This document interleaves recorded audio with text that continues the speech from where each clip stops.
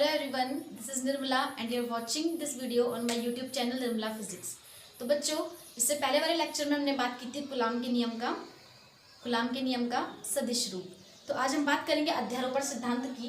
देखिए बच्चों, क्या होता है, हमने इससे पहले वाले लेक्चर में क्या कहा था, जो कूलाम का नियम होता है वो दो बिंदु आवेशों के बीच कार्य करता है। मीन्स Q1 Q2 के बीच कोई दूरी होती थी तो हम करते थे F1 अपॉन ऐसा कुछ करके Q1 Q2 upon R square. ठीक है, जो हमारे अभी नए हैं बिगनर्स हैं वो मेरी पहले की वीडियो देख लेंगे। ठीक है, इसका हमने सदिश रूप कुछ ऐसा किया था, सबको याद होगा। ठीक, जिनको याद नहीं है वो एक बार और रिवाइज करके पढ़ लेंगे। तो आज हम जो बात कर रहे हैं अध्यारोपण सिद्धांत की, उसमें क्या होता है, हमें एक ऐसा निकाय पकड़ना है जिसमें क्या हो दो से अधिक आवेश हो। कोई दो आवेश नहीं होंगे, दो से अधिक आवेश होंगे। ठीक है, तो ये सिद्धांत क्या कहता है, देखिए माना हमारे पास एक निकाय है, एक तंत्र है जिस पर हमारे n आवेश है, एक कोई n पार्टिकल है। ठीक है, तो पहला हमने ये ले लिया, पहला कण है हमारे पास Q1, एक कण है हमारे पास जिस पर आवेश है Q1, दूसरा कण है हमारे पास Q2 Q3 Q4 and so on करते करते Qn आवेश है।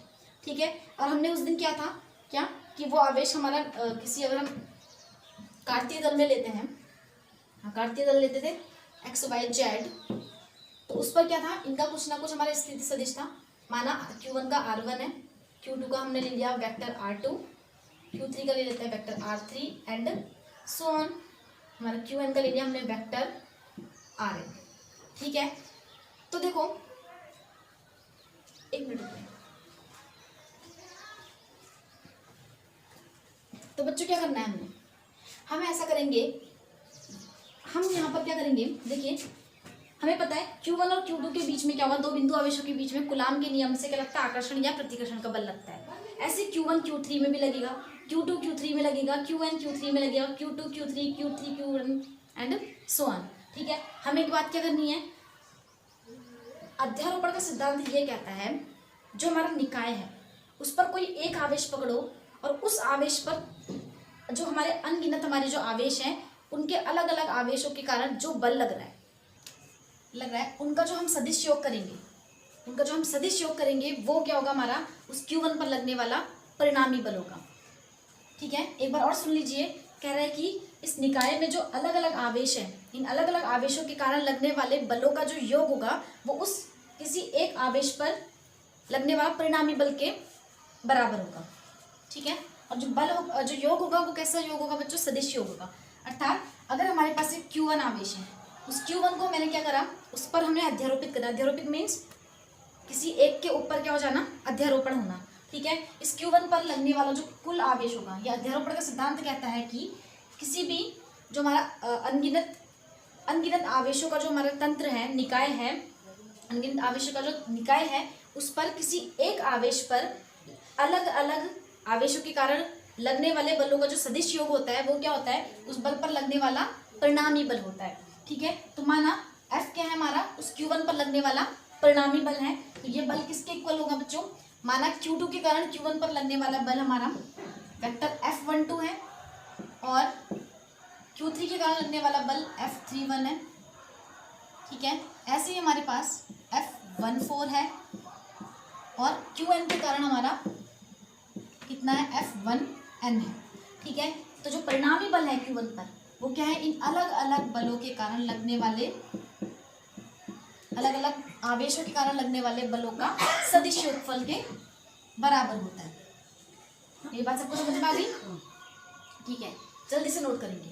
ठीक, और लिख सकते हैं आप, अध्यारोपण के सिद्धांत के अनुसार किसी निकाय पर कार्यरत परिणामी बल किसी निकाय में उपस्थित किसी आवेश पर लगने वाला परिणामी बल अलग अलग आवेशों के कारण लगने वाले बलों के सदिश योग के बराबर होता है। मेरी बात समझ में आई सबको? ठीक है, जल्दी से नोट करेंगे।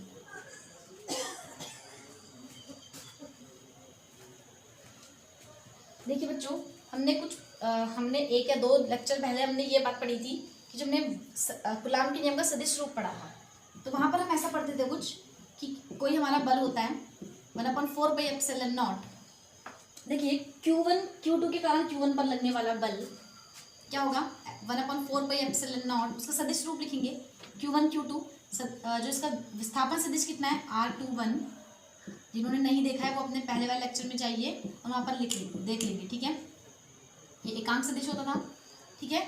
इसी तरह से बच्चों 1/4πε0 Q1 Q3 vector R31 cube vector R31 cap, ये एकांक सदिश। इसको आपने नोट कर लिया हो तो मैं इसे मिटा देती हूँ, प्लस एंड सो ऑन करते हुए 1/4πε0 Q1 Qn, ये हो जाएगा 1/RN1 क्यूब और R कैप N1, ठीक है। यहाँ से कॉमन लेंगे आप तो आपके पास आएगा 1/4πε0। ये वाला टर्म देखो हर जगह पर आ रहा है, एक Q1 आ रहा है तो Q1 भी आपने कॉमन ले लिया, अंदर बचेगा आपके पास Q2 अपॉन वेक्टर R21 का होल क्यूब। ये परिमाण है एकांक सदिश। मेरी बात सबको समझ में आ रही है? R31 एंड यहाँ तक जाते हुए आपने Qn अपॉन वेक्टर R1n, यहाँ से ये उतारना है क्यूब वेक्टर RN1, ठीक है। तो ये है हमारा क्या, इसका जो स्टेटमेंट मैंने आपको बोला है वो आप परिभाषा में लिख लेंगे, ठीक है। तो ये है हमारा क्या, सुपरपोजिशन प्रिंसिपल, सॉरी अध्यारोपण का सिद्धांत, ठीक है। एक बार और बता देती हूँ आप लोगों को, जो कूलाम के नियम का सदिश रूप कुछ इस तरह से होता है। दो बिंदु आवेशों के बीच कार्य करने वाला जो बल होता था बच्चों, वो इस तरह से होता है Q1 Q2 अपॉन, इनके बीच में हमारा एक विस्थापन, अगर हम यहाँ से यहाँ जा रहे हैं इसके कारण इस पर बल देखेंगे तो R12, इसके Q2 के कारण Q1 पर देखेंगे तो R21, ठीक है। तो R21 यहाँ से यहाँ मान लेते हैं क्यूब, और एकांक सदिश होता है हमारा ऐसा कुछ। तो ये हमारा सदिश रूप होता है किसका, कूलाम के नियम का, ठीक है।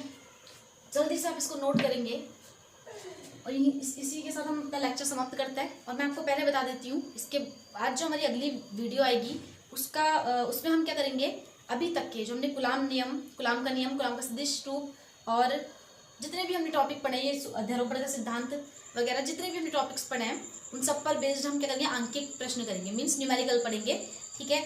और हो सकता है कि मैं इंग्लिश मीडियम का जो होता है, क्योंकि आप लोगों का कोर्स और उनका कोर्स लगभग पूरा एक जैसा होता है, इंग्लिश मीडियम और हिंदी मीडियम दोनों का लेक्चर एक साथ बने, न्यूमेरिकल पोर्शन एक साथ होगा, टेंशन की कोई बात नहीं है। आपका जो प्रश्न होंगे हिंदी मीडियम, प्रश्न जो होगा एक हिंदी मीडियम में लिखा जाएगा और वही क्वेश्चन होगा हमारा इंग्लिश मीडियम में लिखा जाएगा, ठीक है। ठीक है, उसको इंग्लिश में ट्रांसलेट होगा, एक हिंदी में ट्रांसलेट होगा, ठीक है। सॉल्यूशन सबका एक जैसा है क्योंकि उसमें 1 2 3 4 बच्चों सब लोग एक जैसा यूज़ करते हैं, ठीक है। आपको समझाया जाएगा, टाइम दिया जाएगा पढ़ने का, तो आप लोग ऐसे कीजिएगा। इसके बाद की वीडियो जो होगी वो हमारी या तो इंग्लिश मीडियम की जो प्लेलिस्ट है उसमें हो या हिंदी मीडियम की प्लेलिस्ट में हो, उसमें हो, ठीक है। तो आप इसे सर्च कर लेंगे, ओके। इसके साथ हमारा लेक्चर समाप्त होता है। Thank you so much.